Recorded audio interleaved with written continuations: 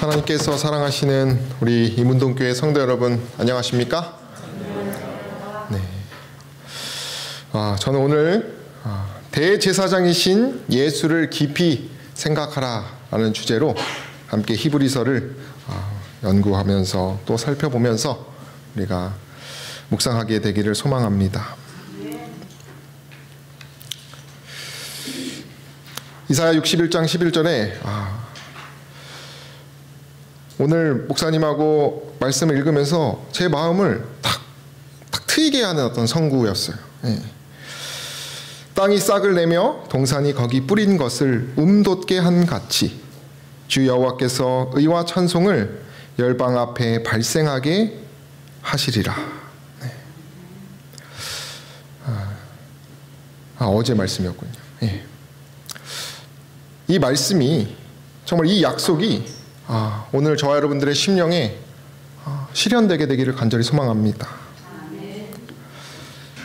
여러분들께서 기도해 주신 덕분에 아이가 잘 태어나고 한 집사님에게 아기 얘기하셔서 제가 영상을 보내드렸는데 그분들의 마음이 다 움텄듯이 막 그 기쁨과 환희가 막 넘치는 말을 저한테 보내주시면서 정말 생명이란 것이 너무 귀하고 값지고 진리가 이런 것이 아닐까 이런 생각을 해봤는데요.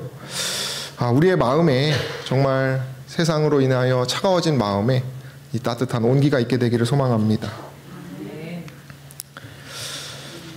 왜 우리가 히브리서를 연구하고자 하냐면 말씀이 그렇게 말하기 때문인데요. 그러므로 함께 하늘의 부르심을 받은 거룩한 형제들아, 우리가 믿는 도리의 사도이시며 대제사장이신 예수를 깊이 생각하라고 성경은 말합니다. 왜 우리가 히브리서를 공부하고자 하냐면 바로 이것이 예수 그리스도에 대하여 깊이 생각하게 한다는 것이에요. 성도 여러분들께서 깊은 것이 우리의 마음을 더 깊이 치유하고 회복하면서 우리를 살린다고 생각합니다. 인간관계도 그런 것 같아요. 사이가 얕은 많은 사람보다 깊은 친구가 더 좋은 것 같습니다. 이 사슴의 동산에 찍은 제 구도자 친구들인데요.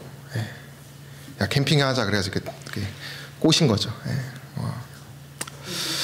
근데 하루는 이 친구 중에 한 명이 결혼을 했는데, 야, 나 너 때문에 안식일날 결혼 안 했다 그러는 거예요. 그냥 쓱 말하더라고요. 장모님한테 친구가 못 와가지고 일요일날 해야 됩니다 이렇게 말했대요. 그 친구는 그냥 말했지만 그것이 얼마나 저에게 눈물 나는 일인지 그 친구는 사실 잘 모릅니다.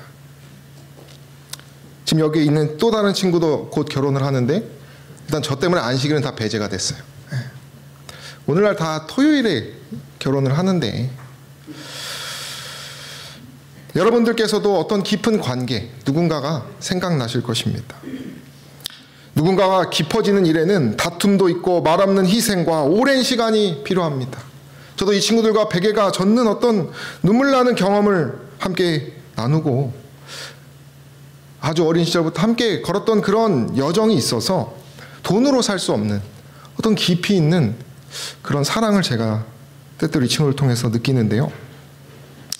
오늘 히브리서는 이와 같이 친구 되시는 예수 그리스도, 함께 하시는 예수 그리스도, 그 예수 그리스도에 대하여 깊이 생각나게 하는 책이 히브리서라고 말한다고 하는 것이에요. 우리가 그 예수 그리스도를 정말 깊이 깨달아서 정말 우리가 세상 사는 힘이 흘러 넘치게 되기를 소망합니다.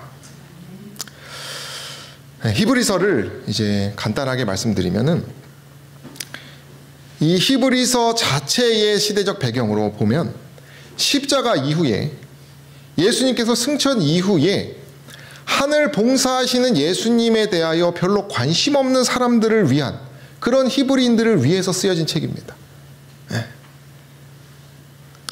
바울은 계속해서 이 히브리서의 전반이 승천하신 예수님께서 무엇을 하시는지에 대해서 계속 알려주고 있어요. 그것이 이어져서 저희들에게도 오늘날 하늘 중보봉사를 하시는 예수 그리스도의 모습, 현대 진리라고 하는 오늘날 우리에게 필요한 예수 그리스도의 모습을 생각나게 하는 것이 히브리서입니다.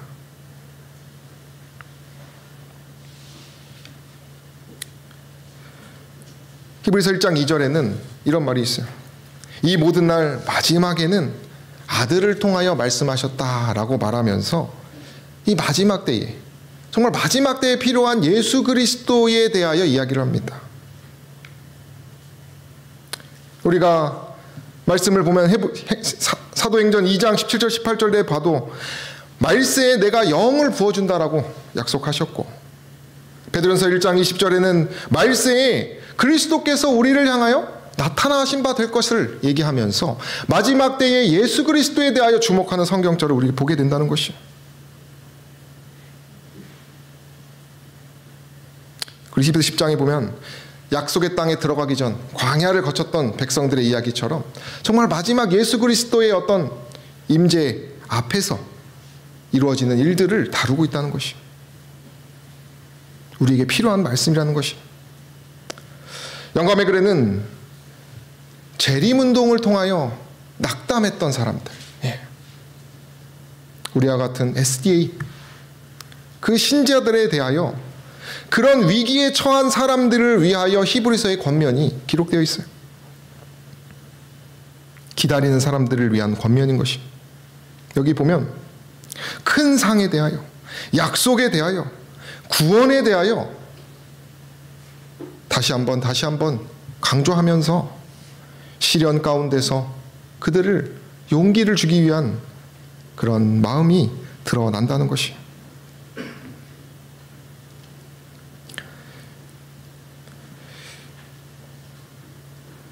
히브리서의 성령의 역할은 다음과 같습니다. 성령이 하나님의 말씀을 통해 우리를 인도하며 우리가 믿음으로 말미암아 하나님과 함께 안식하게 된 것을 히브리서는 말해요. 또한 성령이 우리 마음에 새 언약을 기록하고 우리의 죄를 영원히 기억하지 않게 해주는 역할, 그러한 그리스도에 대하여 이야기합니다. 다시 말하면 이 히브리서는 죄를 어떻게 하느냐를 우리에게 다룬다는 것이에요. 우리에게 시련을 주고 슬픔을 주고 낙담을 주고 절망을 주는 그 죄를 다루는 책이 히브리서예요. 우리가 거기서 승리하는 비결을 말해준다는 것이에요.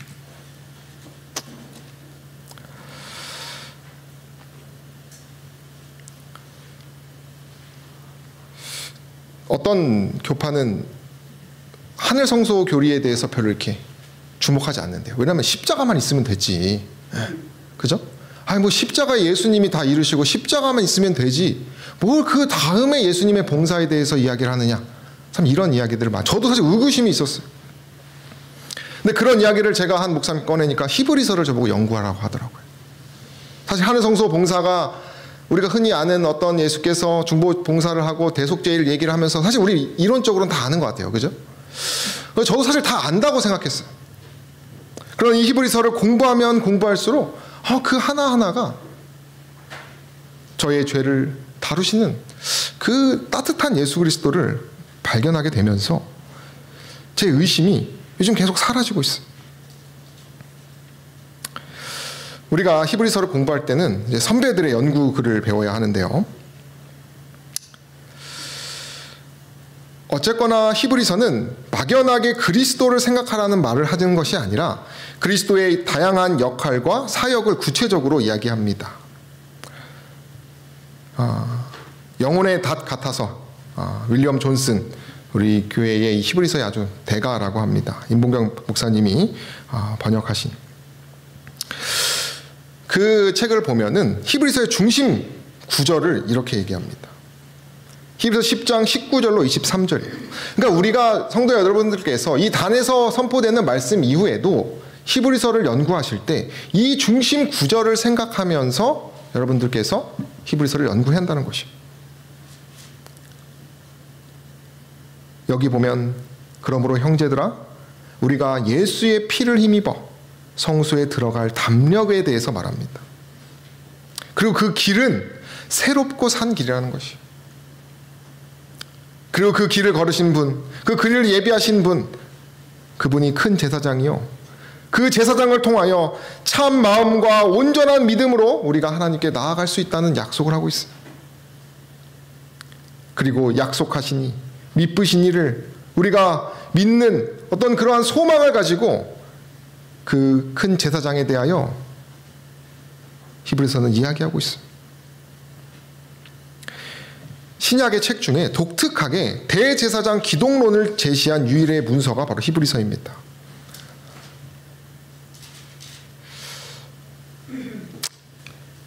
우리가 그래서 히브리서를 좀 볼 텐데요. 오늘은 원래 1장부터 하려고 했다가 이 대제사장에 대하여 우리가 함께 간단하게 좀 살펴보면 좋을 것 같아서 오늘은 본문인 말씀처럼 대제사장 예수님에 대해서 한번 생각해 보는 시간을 갖도록 하겠습니다.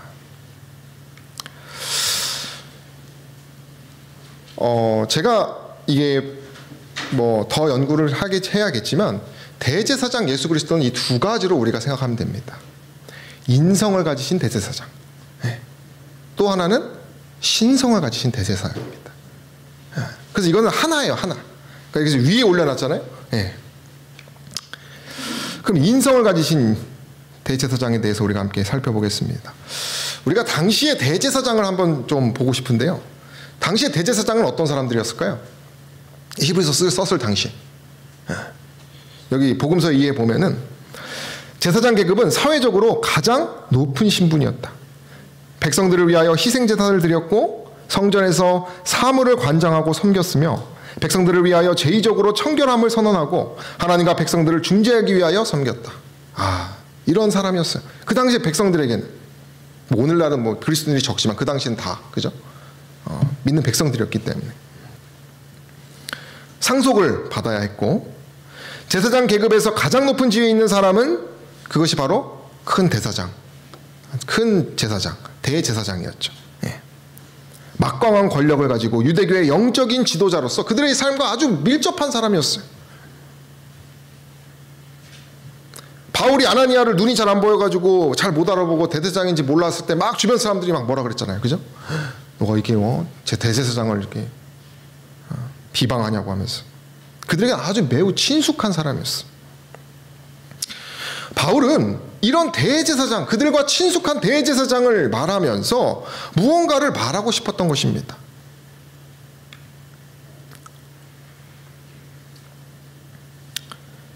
우리 교리책에 보면은 인류를 위한 대제사장이 되시기 위하여 메시아로서 예수님은 대제사장 혹은 하나님과 사람 사이의 중재자 위치를 차지하셔야만 했다. 이 직능을 행하려면 인간의 본성을 취하는 일이 필요했다. 그리스도는 이런 자격 요건을 충족시키셨다. 바울은 참 현명했던 것 같아요.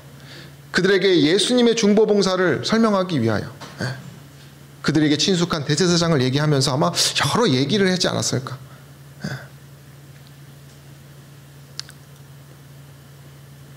신학자들은 대제사장은 승천 이후의 예수 그리스도의 역할이라고 여러 학자들이 얘기하고 있어요.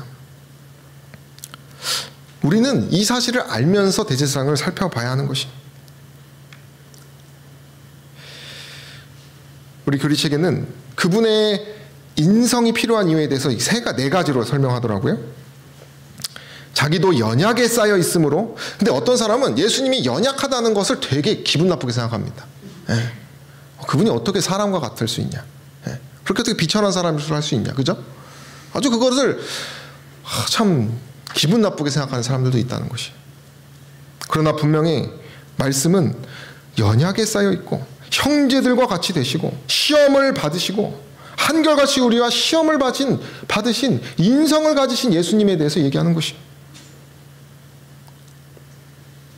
왜 이렇게 히브리서는 반복해가지고 이 인성을 취하신 예수님을 말할까요? 우리 함께 읽어보실까요? 그러므로 범사에 시작. 그러므로 저가 범사의 형제들과 같이 되심이 마땅하도다. 이는 하나님의 일에 자비하고 충성된 대제사장이 되어 백성의 죄를 구속하려. 이것을 기록한 이유가 무엇입니까? 히브리서가? 십자가 얘기만 하면 되는데, 그죠? 왜 대제사장 얘기하면서 왜 이 얘기를 하는 이유가 뭐라고 말합니까? 우리의 죄를 구속하게, 우리의 죄를 통하여 우리에게 생명이라고 하는 것이 무엇인지를 힘을 주시기 위하여 바울은 이 이야기를 한다는 것이. 우리가 대제사장 솔로몬 아기 이렇게 반딱 자르는 게 누구였어요? 박자라고 했을 때 나오는 왕이 솔로몬 왕이에요. 우리 한국 뭐 고전으로 보면은 재판하는 마을 수령 원님이 뭐 하죠? 어떤 백성이 어려운 일을 당하거나 억울한 일을 당하면 어때요? 본인이 다 살펴가지고 뭐예요? 딱 지혜롭게 딱 말해가지고 탐관오리도 무찌르고 못된 놈 죽일 놈들 다 어떻게 해요? 가두죠. 제가 이 제사장 얘기를 보다가 재밌는 한 것을 봤어요. 이 검사인데 이 검사가 게임을 좋아합니다. 이 검사가 게임을 좋아하는데 자기가 좋아하는 게임을 보다가 이 사람은 이제 잘 알 거 아닙니까, 그죠? 근데 그 게임을 하는 이제 프로 게이머가 뭔가 억지로 지는 것 같은 느낌을 받은 거예요. 억지로 지는 것 같은. 그럴 수 있겠죠. 여기서는 이렇게 해서 공격을 해줘야 되는데 공격을 안 하고 죽는 거예요, 그냥. 근데 우리가 알겠지만 스포츠에는 뭐가 있습니까? 항상 승부 조작이 있어요. 이 검사가 그것을 딱 알고 파헤쳐가지고 어떻게 했어요? 그 못된 프로게이머를 잡은 이야기를 제가 보게 되었어요. 제가 이걸 보면서 예수께서 왜 인성을 취하셨을까 이런 생각을 해보면 어쩌면 우리가 가지고 있는 그런 고초를 뭐예요? 우리보다 더 잘 아시는 거예요.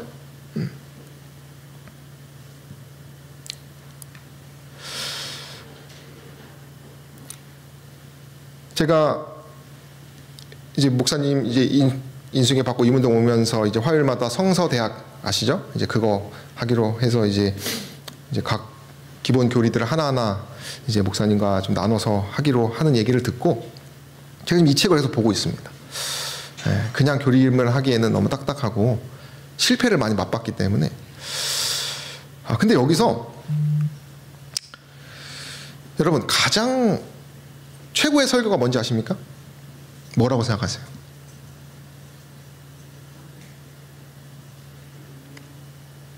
여기서는 설교를 들은 청중이 변화되는 거예요. 행동을 하는 것입니다. 거기서 마음이 따뜻해졌어. 거기서 끝나면 안 돼. 감정이 채워서도 끝나는 것이 아니라 뭐 하는 거예요? 행동으로까지 옮겨가는 것이에요. 이게 참 마음에 되게 도전이 되면서 두렵기도 하면서. 좋은 말은 많이 할 수 있습니다. 설교자, 그죠? 위로해주고 이렇게 잘한다 할 수는 있지만 행동으로까지 옮기기에는 침례 요한이 회개하라 그랬어요. 저는 그 설교하기 진짜 힘들다고 생각합니다. 그러지 않을까요? 양심이 찔려가지고 그 얘기, 그 주제하기가 쉽지가 않습니다. 근데 이번에 목회자협의회 갔는데 제르미온 선장 하시는 목사님이 우리 회개합시다. 그런 이야기를 하셨어요. 그러면서 말하기를 저도 나도 제가 라는 말을 하면서 자신의 어떤 그런 얘기를 하면서 어떤 자신이 교만했던 것들, 자신이 착각했던 것들, 하나님이 하신 건데 내가 했다고 착각했던 것들, 그리고 죄된 생각으로 실패했던 것들, 그러면서 어떤 그렇게 그냥 흔히 말하는 말로만 하는 회개의 마음이 아니라 동료들과 후배들과 정말 그 변화하고자 하는 그런 어떤 따뜻한 마음으로 하는 게 설교가 퍼져 선포를 하는 모습을 보게 되었습니다. 근데 저에게 참 마음에 감동이 되었던 것은 나도 제가 그런 얘기. 이제 설교에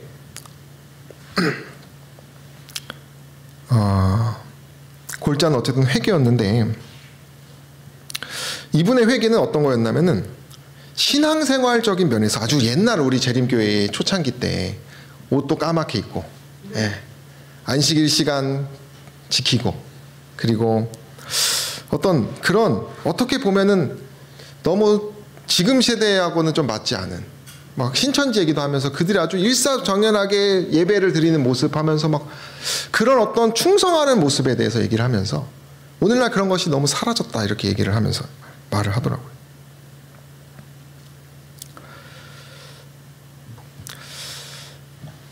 그리스도인 생애의 표준은 높이자는 얘기를 이렇게 했었습니다.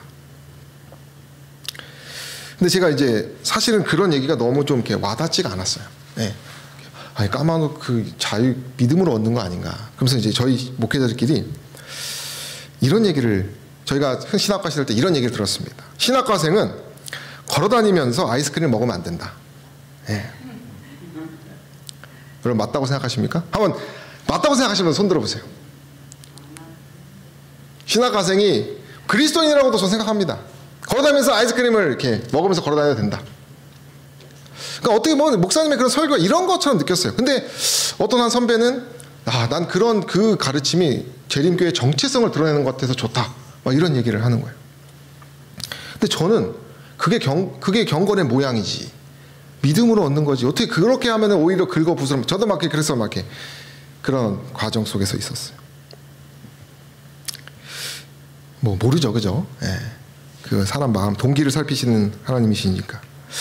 근데 사실 제가 여러 번 이 생의 표준에 대해서 생각하는 과정 속에서 또 이번에도 그 박상길 목사님이 선포한 어떤 그런 신앙생활의 표준에 대해서 얘기를 하면서 제가 요람을 그 목회자 협회 때 다시 읽게 됐습니다.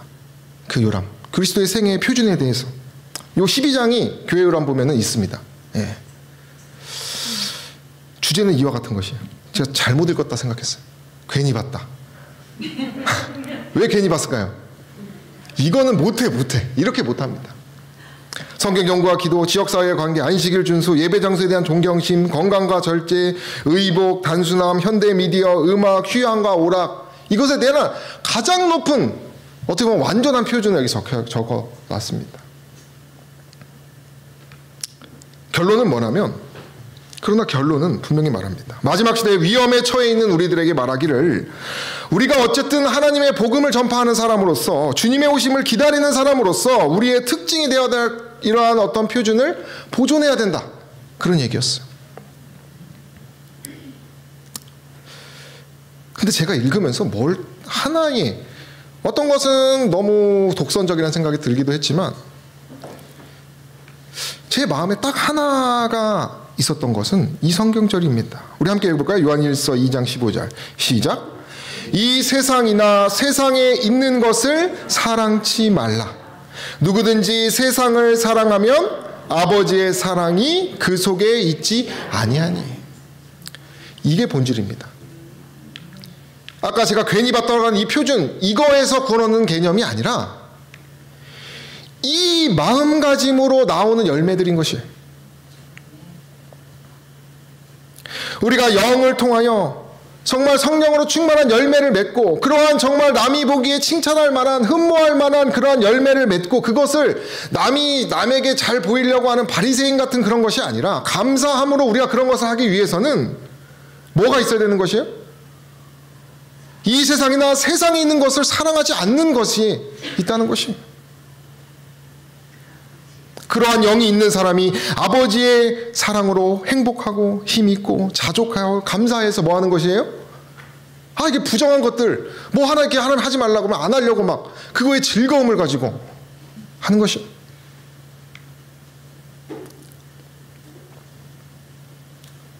대제사장들에서 백성의 죄를 구속한다고 했어요. 지난 일요일에 제가 월요일 목회자협의회 출발을 해야 되고 또 운행도 또 삼척 가는 길을 기니까 제가 여기서 잤습니다. 자면서 전부터 이제 여기 근처에 사는 제 친구를 좀 오라 그랬어요. 예. 저는 이제 종종 이제 친구들을 챙기려고 애를 좀 쓰는데 제가 좋아하기도 하고 친구들을. 그 안식일 결혼 안 하는 친구들 그런 마음가짐으로 제가 이렇게 하고 있어요. 근데 이 친구가 뭐 다 얘기는 할 수 없고 참 염려가 화가 많더라고요. 예. 뭐 남들이 보기에는 좋은 차도 갖고 좋은 집도 있고 그 나이에. 근데 어떤 이제 동대문 쪽에서 이게 패션 고모 밑에서 일을 하는데 그 고모와 겪는 어떤 갈등. 예. 그리고 자기 화가 주체가 안 된다. 예. 넌 친구니까 내가 이런 말 한다 하면서 전 치킨을 먹고 친구는 음료를 마시면서 제가 그 친구 얘기를 들려주면서 그 죄로 그러니까 세상 것으로 인하여 저도 제가 기쁜 이야기들을 했어요. 내가 이러면 어떨까? 그랬더니 이 친구는 그 얘기를 듣더니 그래 네가 어떤 학생들하고 이렇게 함께하고 교회 일을 하는 것처럼 나도 내가 가지고 있는 이 사업체가 잘 돌아갈 때 평안을 얻어. 이런 얘기를 하는 거예요. 하지만 자기가 그것이 아무리 돌아가도 뭐예요? 뭔가 화가 주체가 안 되니까 그 평안 얻는 것에 대해서 저한테 물어봤던 것 같아요.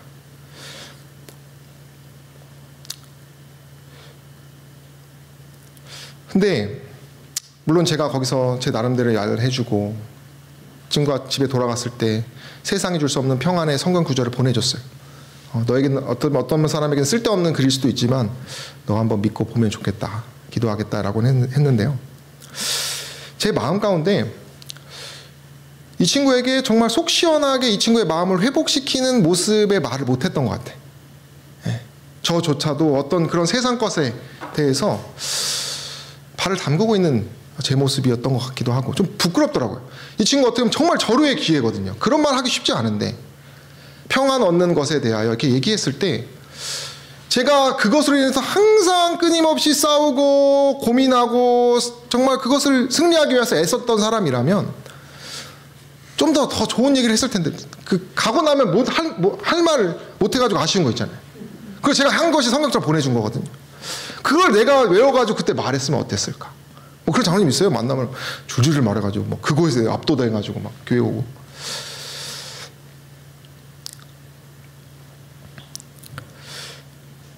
예수께서 우리에게도 필요한 것은 예수께서 우리와 같은 모양으로 우리와 같은 형제가 되셔서 죄로 싸워 승리하신 것, 그 예수님에 대하여 히브리서는 얘기하고 있는 것입니다.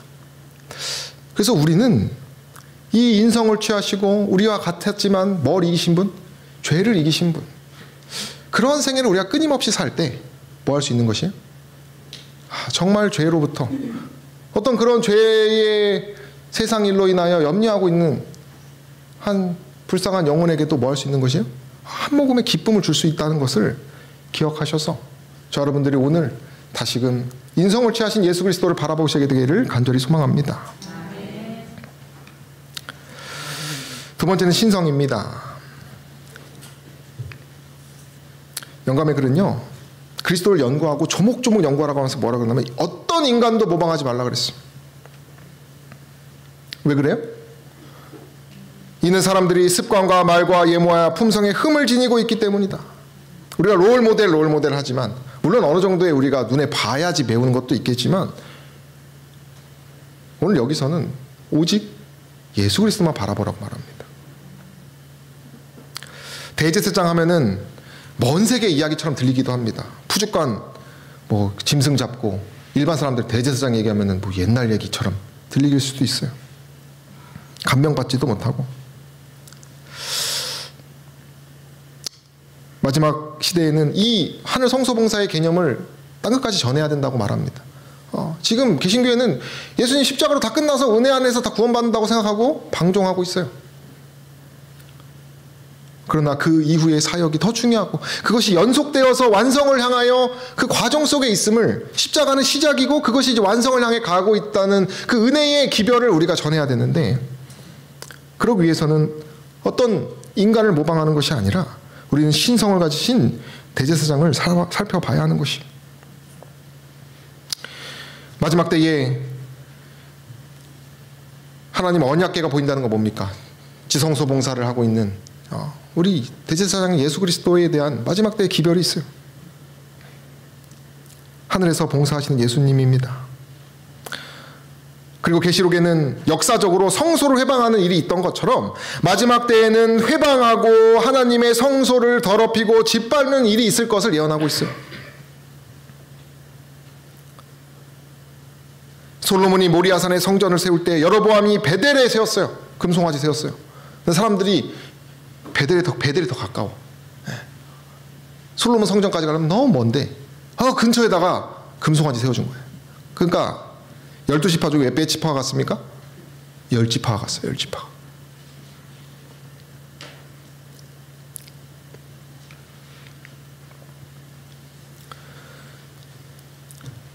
그 당시에 사단의 지배를 받고 있던 사람들이 누구였냐면 대제사장들과 장로들과 그 당시의 종교 지도자들이었어. 사단이 그렇게 다 해놓은 거예요.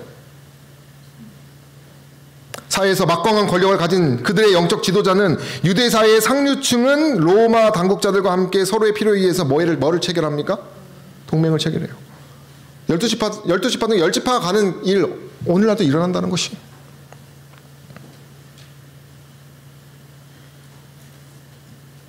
염치 없는 그런 지도자들.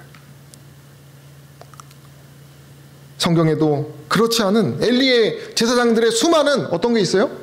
하나님의 성전을 파괴하는, 회방하는 그러한 일들이 있어요. 구세주께서 지상에 계실 때 제사장의 이름을 지녔던 사람들은 뭐가 아니에요? 진정한 제사장들이 아니었어요. 근데 수많은 사람들이 그러한 대제사장, 눈에 보이는 대제사장만, 좋은 옷을 입고 있는 대제사장만 바라보면서 예수 그리스도를 발견하지 못하는 거예요. 우리가 회복해야 할 것은 온전한 대제사장을 바라보는 것이에요. 사람을 바라보지 않고 신성을 지신 예수 그리스도 말입니다. 마지막 때는 우리가 잘 알죠, 그죠? 교황주의자들이 넘쳐나서 정말 수많은 사람들이 다 그냥 중보자를 바꿔치기 한 거짓 우상에게 절할 것을 이야기하고 있어요.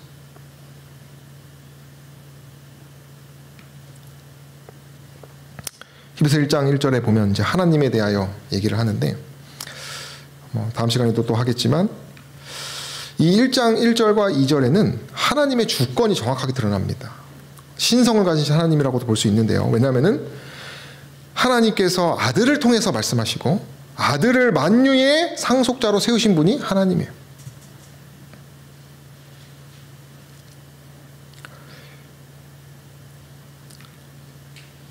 신성에 대해서 잘 말하는 게 히브리서 7장입니다.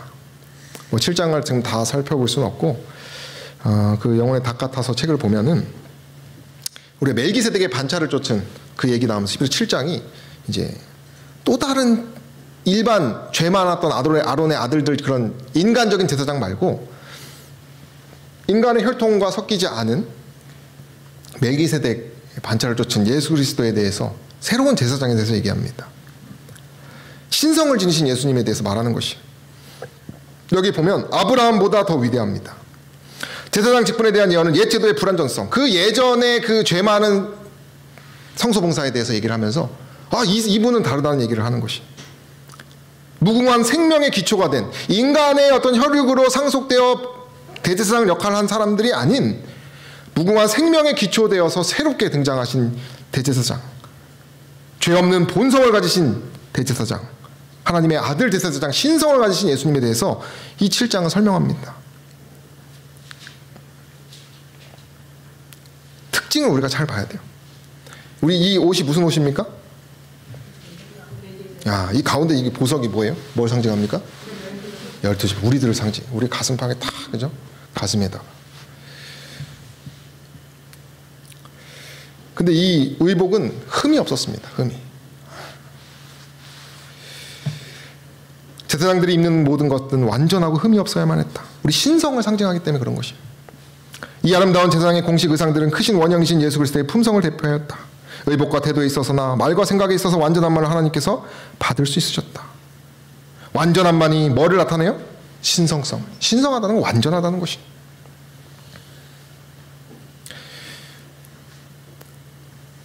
아산병원에서 아기 낳았는데 처가 그럽니다. 아산병원에 있으니까 안심이 된대. 왜 그럴까요? 어떤 일이 있어도 뭐하니까? 뭘 믿어요? 누가 그러더라고요. 아산병원에서 못 고치면 어디도 못 고친다. 예. 신성한 것은요, 어떤 그렇게 물론 아산병원에서도 의료사고가 있겠지만 개념이 그렇다는 거죠. 그죠? 신성이라는 것은 그런 것이에요. 완전한, 우리로서는 어떻게 할 수 없는, 그럼 우리를 온전케 하는 것입니다. 신성의 본질은 무엇인가? 영감이는 뭐라고 말합니까? 본질이 뭐라고 말합니까? 생명이라고 그래요. 그리스도께서 영원하신 분으로서 생명을 가지고 계셨다면 어떻게 죽을 수 있었는가? 나는 그것을 알지 못한다. 비밀이다. 그러나 기쁜 것은 아무도 손댈 수 없는 생명을 가진 분이 우리를 위해서 죽으셔서 모든 원수의 공격을 무너뜨린 데 성공하였다는 것이다. 우리가 이것을 받아들이면 우리는 거룩해지는 것입니다. 우리가 그것을 알아야 돼요. 히브리서 2장 11절에는 거룩하게 하시는 자와 거룩하게 함을 입은 자들이 다 하나에서 났다라고 말합니다. 이것은 예수님께서 거룩하신 것처럼 우리도 예수 그리스도를 믿었을 때 예수님과 같이 거룩하게 여겨주신다는 얘기예요.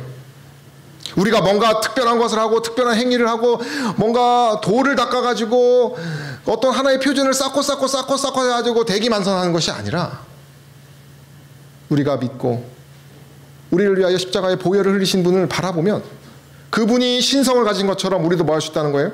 완전하고 거룩할 수 있다는 것이. 그것 때문에 우리를 부끄러워하지 않는 것이. 우리가 끼리끼리 만난다고 하죠. 그죠? 우리는 예수님하고 형제가 되고 친구가 되고 부끄러워하지 않는다는 것이. 저와 여러분들이 지금 죄로 인하여 이기지 못하는 죄로 인하여 힘들고 염려하고 마치 아담과 하와가 숲을 사이에 숨었던 것처럼 숨고 싶으시다면 오늘 이 자리에 다시 주님의 십자가 앞에 나오시게 되기를 간절히 소망합니다. 히브리서는 끊임없이 말합니다. 우리가 거룩함을 얻었다. 온전하게 하셨다. 자기를 거룩하게 한 언약의 피를 부정한 것으로 여기고 은혜의 성령을, 이 무슨 말이에요? 그분을 거룩하게 한 언약의 피로 우리가 그것을 받아들이면 부정한 것을 여기지만 않으면 우리를 거룩하게 하시겠다는 거예요. 예수도 자기 피로써 백성을 거룩하게 했다는 얘기가 히브리서에 계속 끊임없는 이야기예요. 전 그래서 가장 참 재밌는 것 같아요. 여러분, 표준이 낮으면 재밌습니까? 저는 이 완전하신 예수 그리스도가 있어서 예수 그리스도를 보는 것이 즐거운 일이라고 믿습니다. 히브리서는 계속 말합니다. 그는 육체에 상관된 계명의 법을 쫓지 아니하고 오직 무궁한 생명의 능력을 쫓아 된 것이라. 아까 생명이 신성이라 그랬잖아요. 살리는 것은 여기니 육은 무익하니라. 내가 너에게 이른 말씀이 영이요. 우리 함께 읽어볼까요? 우리들은 믿음으로. 시작. 우리들은 믿음으로 그리스도의 의를 붙잡을 때만 이 일을 할 수 있다.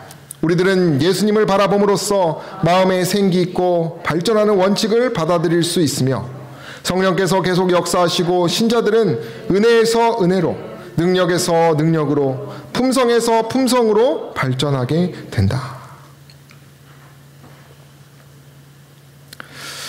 그리스도의 신성이 인류의 구원에 유효하게 되었다고 분명히 얘기합니다.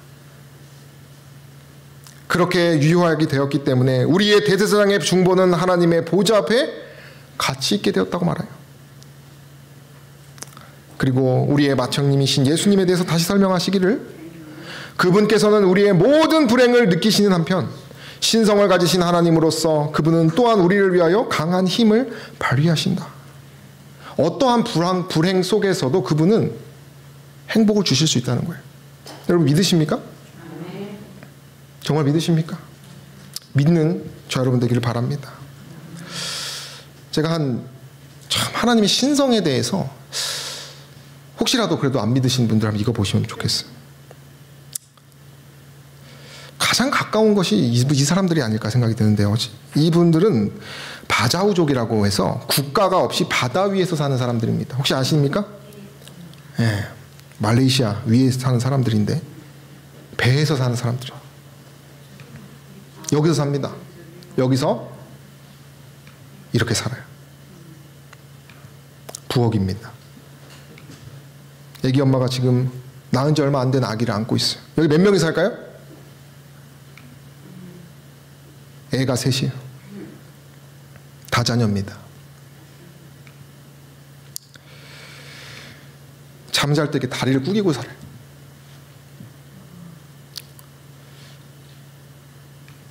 혹시 잠자리가 불편하고 불평하신 분 계십니까?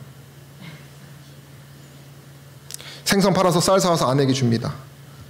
아내는 그걸 다시 또 누구에게 줘요? 자녀에게 줘요. 아내는 왜 항상 아내들이 이런지 몰라. 아내들 남편 다 먹이고 뒤늦게 먹어. 엄마의 사랑 같아. 긍휼히 여기는 것이 남자보다 더 위대한 것 같습니다. 근데 중요한 건 이 사람들이 행복해 한다는 것이. 불편한 건 없냐고 했을 때 뭐라 그랬을까요? 별로 없다. 이런 사람들이 여럿 있습니다. 가끔씩 배에서도 만납니다. 그리고 살아갑니다. 더 편리한 기능, AI, 스마트 세상을 살아가는 우리들에게 그러면서도 불평불만을 하는 우리들에게 하나의 거룩한 하나님의 신성을 보여주는 것이. 배후에서 생활이 쉽진 않지만 그래도 계속 바다에서 살 거라 말합니다. 가장 하나님에 가까운 사람도 이 사람이라고 생각이 들어요. 여호와께서는 자기 백성을 기뻐하시며 겸손한 자를 구원으로 아름답게 하신다. 어떠한 불행에서도 정말 하나님의 신성은 그 어떠한 형편에서도 뭐 하는 것이에요?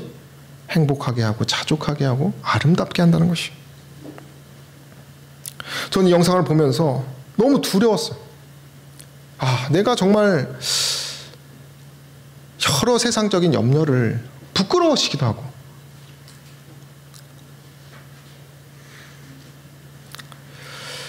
우리가 신성, 우리가 상상할 수 없는 그 놀라운 능력으로 함께 하시는 신성을 가지신 대제사장을 바라보는 저 여러분 되기를 바랍니다.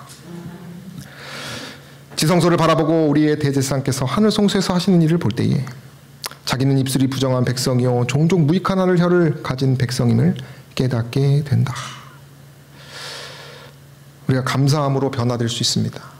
우리가 인성과 신성을 지니신 예수 그리스도, 오늘 본문의 말씀처럼 우리의 마음을 뿌림에 받아 양심의 악을 깨닫고 우리의 몸을 맑은 물로 씻어서 참 마음과 온전한 믿음을 주시는 그 대제사장에게 나아가시게 되는 저와 여러분 되기를 간절히 소망합니다. 그리스도의 생애는 완전한 변화이다.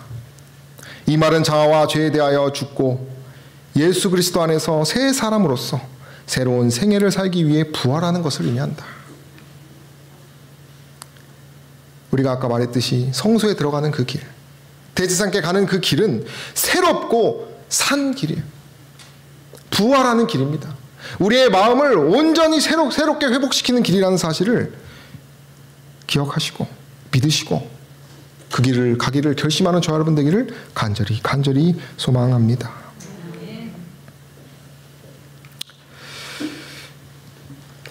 이건 우리가 정말 애써서 우리가 정말 그 깨달음을 향하여 나아가자는 얘기예요. 제가 이제 아이가 태어나면서 개인적으로 기다리는 것에 대해서 좀 이렇게 생각을 하는 시간을 좀 가졌습니다. 이렇게 불편한 의자에 앉아가지고 신생아실에 앉아가지고 이제 나오기만 기다렸어요. 예. 보는 아버님들 생각나실 것입니다. 근데 제가 첫째, 둘째, 셋째는 약간 철없이 받은 것 같아요. 예. 근데 얘는 막 눈물이 날 것 같고 막 이상해요, 마음이. 제 개인적인 생각은 그 이전에 아이들을 셋을 키우면서 저 혼자 키울 수 없다는 것을 제가 여러 번 느꼈어요.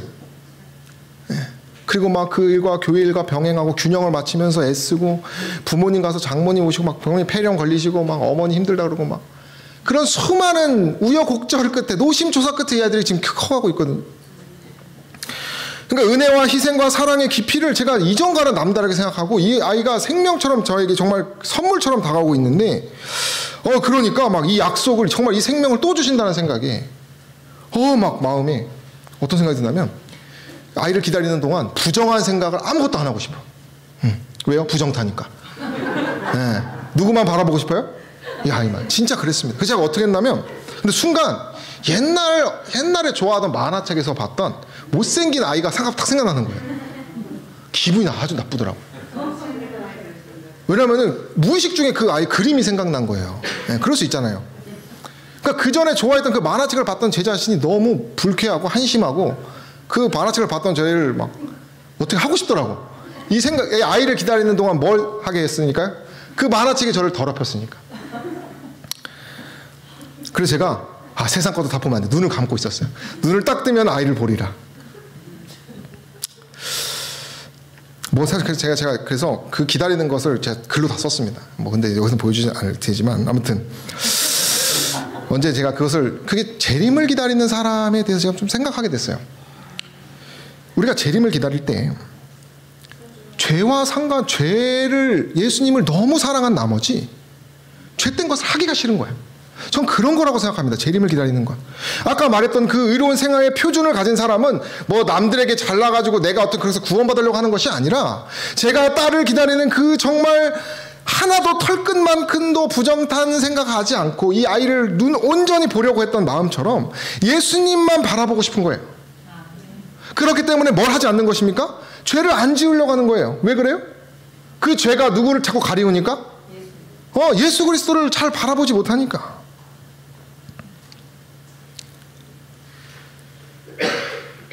저와 여러분들이 정말 예수 그리스도 그분을 사랑한다면, 그분을 정말 여러분들이 만나기를 고대하면 뭐 하겠어요? 죄 짓는 게 싫은 거예요. 싫어서 안 짓는 거예요. 누가 하라 그래가지고 안 짓는 것이 아니라 자발적으로 뭐 하는 거예요? 제가 그 만화책이 싫어졌던 것처럼 내가 사랑했던, 내가 좋아했던 그 죄된 경험들, 내가 지금도 하고 있는 것들이 뭐 하는 것입니까? 싫은 거야, 싫은 거야.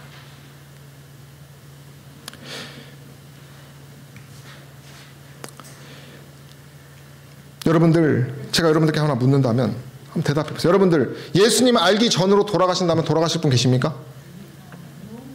아마 아무도 없으실 거예요. 그런 분들이면 여기 있을 수가 없어요. 그죠?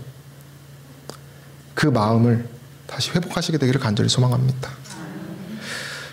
두 번 다시 죄 아래로 돌아가지 않겠다라고 대제사장이신 예수 그리스도를 바라보는 저 여러분 되기를 간절히 소망하며 말씀을 마치겠습니다.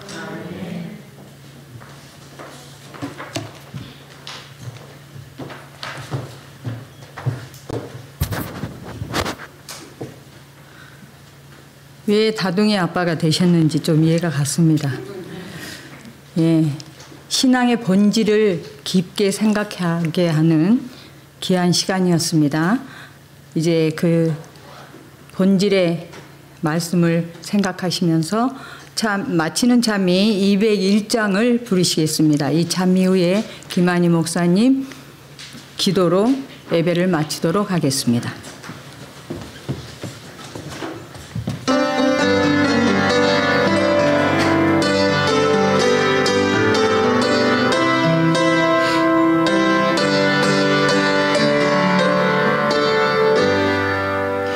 주님 오시는 그날이 언제일지, 주님 뵙는 그날 나는 확실히 몰라. 지금 주님은 하늘 위 지성소에서 내 죄 위에 중보하네. 그 위장이 거치는 날 이 땅을 오시겠네. 그때 찬란히 빛나는 주님의 영광, 나 그것에 참여하리. 하늘 천사들 청한 찬미 소리, 죄악 세상에서 비록 듣지 못하나 주님 지성소 나오게 되는 그날에를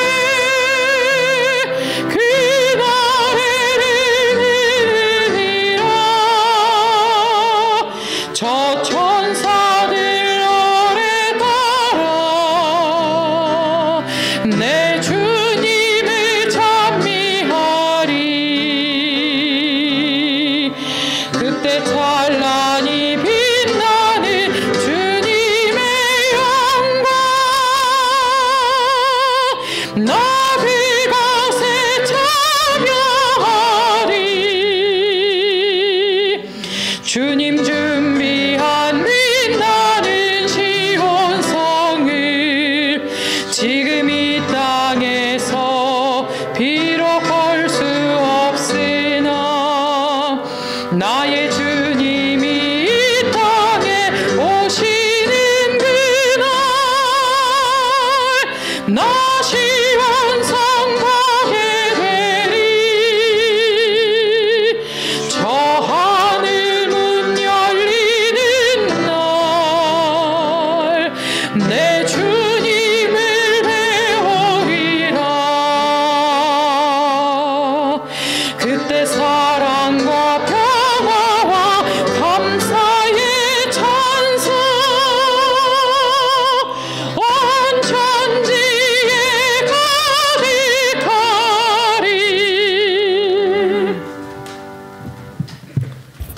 사랑이신 우리들의 아버지 하나님, 오늘 저희가 중보자 되시고 하늘 대제사장 되셔서 인성으로 신성으로 우리를 사랑한다고 말하시는 그 놀라우신 그리스도의 사랑을 생각하고 또 말씀으로 묵상할 수 있도록 은혜 베풀어 주시니 감사합니다.